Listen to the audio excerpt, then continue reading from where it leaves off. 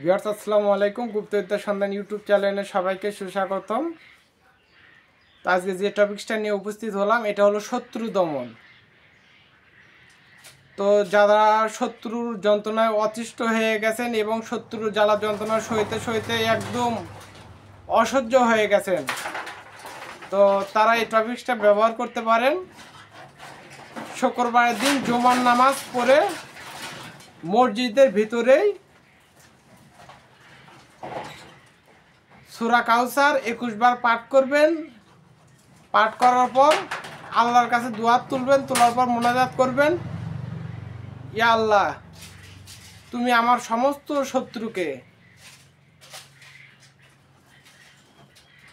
হেদায়েত দান করো, অথবা তাদেরকে তুমি নিস্তেজ করে দাও, অথবা তাদেরকে তুমি শেষ করে দাও।